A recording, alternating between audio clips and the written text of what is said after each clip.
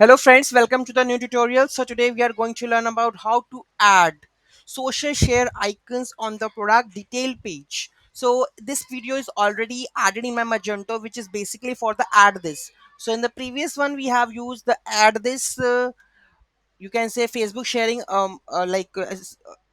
JavaScript library, but here we have used custom made Facebook, Twitter, Pinterest, Google Plus and LinkedIn. So this is custom made, it's not like the add this tool that we are using over here. So how we are going to add such kind of things and opening the proper sharing on the URL, or sorry, this feature is not available and on regular processing, please try again later. Open the Twitter. Okay, so you can see that you can share the whole one with the login. You need to log in and share it. Then we have a pin interest, so you can enter. If I'm going to log in with this one, okay, see, I'm logged in with this one, confirm, and I want to share this on this platform. What happens?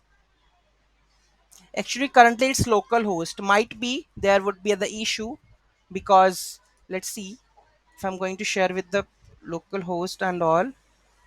So you can see that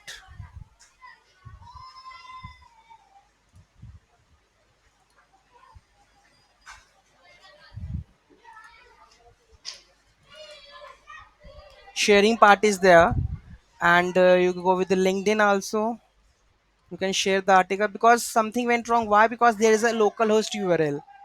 Okay, might be the reason that we can't able to share the localhost URLs. Okay, so how we are going to add such kind of things, because the URL is added over here. So let's have a look how we are going to create such kind of things and functionality in the Magento 2.